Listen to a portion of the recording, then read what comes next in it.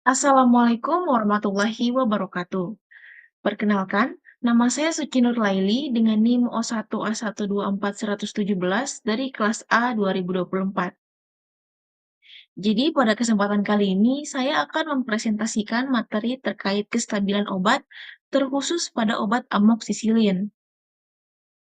Jadi, sebagai mahasiswa farmasi, topik ini penting untuk kita pahami karena stabilitas obat berhubungan langsung dengan keamanan dan efektivitas obat sebelum digunakan oleh pasien. Sebelum saya membahas lebih lanjut tentang kestabilan obat amoksisilin ini, saya akan membahas terlebih dahulu tentang apa sih stabilitas obat itu. Jadi, stabilitas obat merupakan kemampuan suatu obat untuk mempertahankan identitas kimia, potensi, fisik, dan mikrobiologisnya dalam batas yang ditentukan selama waktu penyimpanan. Nah, stabilitas obat ini dia menjamin bahwa obat itu tetap aman, efektif, dan berkualitas hingga masa kadaluarsanya tiba. Jadi, ada beberapa faktor yang bisa mempengaruhi stabilitas obat ini. Nah, dia terdiri dari faktor kimia, faktor fisik, dan faktor biologi. Kalau faktor kimia, contohnya obat dapat terdegradasi karena reaksi kimia seperti oksidasi, hidrolisis, ataupun fotodegradasi. Kalau faktor fisik, dia merupakan perubahan suhu atau kelembapan yang dapat mempengaruhi bentuk fisik sediaan, seperti tablet yang menggumpal. Nah, kalau faktor biologi, dia contohnya seperti kontaminasi mikroba yang dapat menurunkan stabilitas dan keamanan obat. Jadi sebelum kita masuk ke inti materi, yaitu kestabilan obat amoksisilin, kita harus tahu dulu sebenarnya amoksisilin itu apa dan bagaimana struktur kimia dari amoksisilin ini. Jadi amoksisilin atau yang memiliki rumus kimia C16H19N3O5S merupakan antibiotik golongan penisilin yang bekerja dengan cara menghambat sintesis dinding sel bakteri. Nah, amoksisilin ini dia banyak digunakan untuk mengobati berbagai infeksi bakteri, contohnya infeksi saluran napas, infeksi saluran kemih, infeksi kulit, dan infeksi telinga. Nah, titik lebur amoksisilin ini adalah sekitar 194 sampai 200 derajat Celcius dengan dekomposisi, yang artinya bahwa amoksisilin ini akan mulai terurai secara kimiawi ketika dipanaskan pada rentang suhu ini.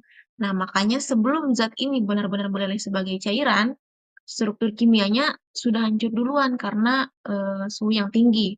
Nah, makanya proses ini disebut dekomposisi dan menunjukkan bahwa obat ini tidak stabil pada kondisi suhu atau panas yang tinggi. Nah, selanjutnya adalah struktur kimia dari amoksisilin. Dapat kita lihat yang berbentuk seperti cincin ini namanya cincin beta-laktam. Nah, struktur ini penting karena bekerja menghambat sintesis dinding sisa bakteri, bakteri tidak bisa bertahan dalam tubuh.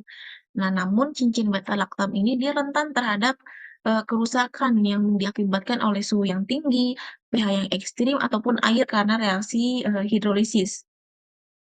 Nah, inilah alasan utama kenapa amoksisilin ini apabila tidak disimpan dengan benar.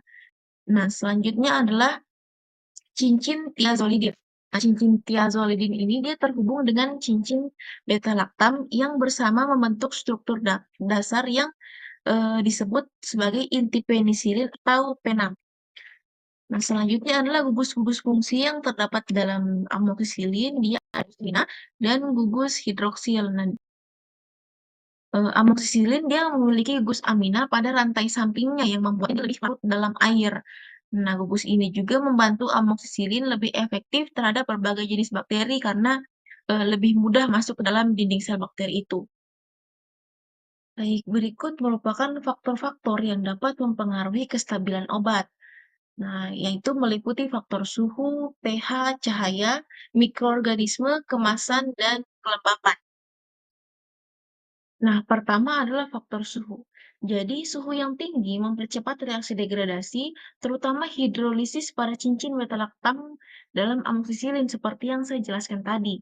Nah, amoksisilin ini dia sangat tidak stabil pada suhu yang tinggi, terutama dalam bentuk sediaan suspensi.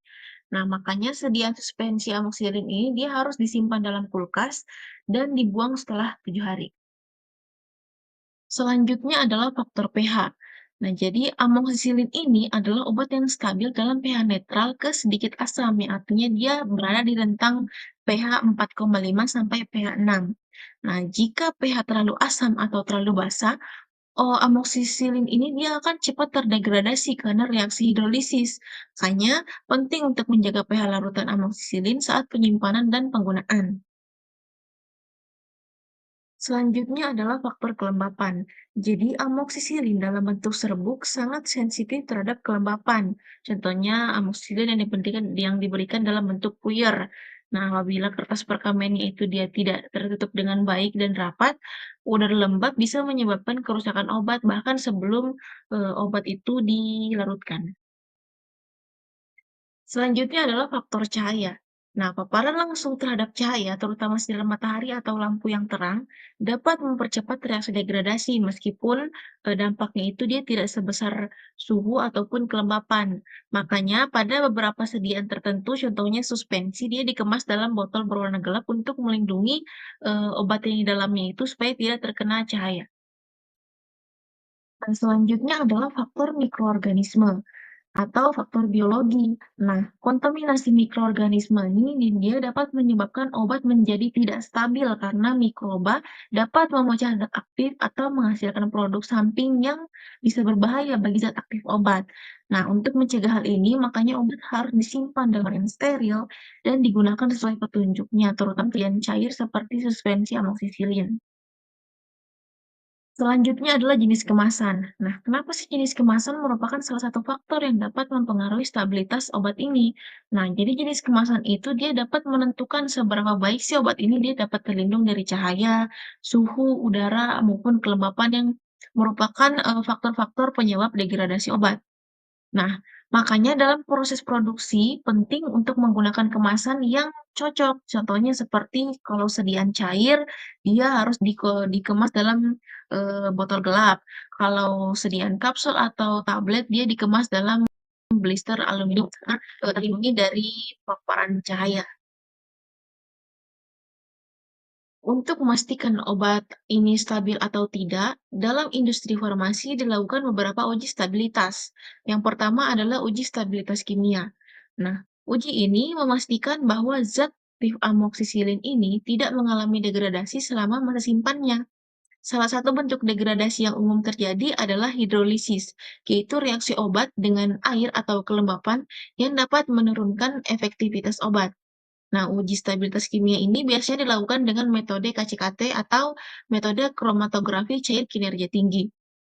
Selanjutnya adalah uji stabilitas fisik.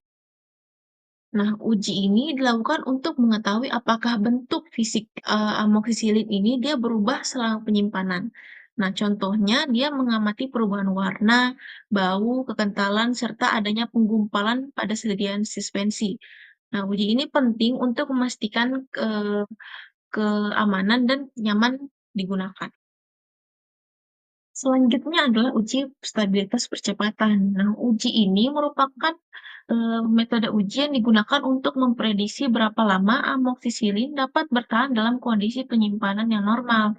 Nah, uji ini dilakukan dengan cara obat disimpan dalam kondisi suhu dan kelembapan yang tinggi. Nah, lalu dievaluasi secara berkala. Nah, apabila ini tidak rusak, maka obat ini akan dianggap stabil dan aman untuk digunakan hingga akhir masa simpannya.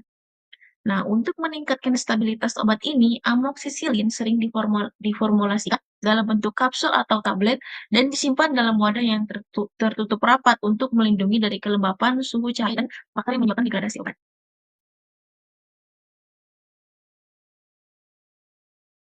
Sekian dari presentasi saya. Mohon maaf bila ada kesalahan kata. Wassalamualaikum warahmatullahi wabarakatuh.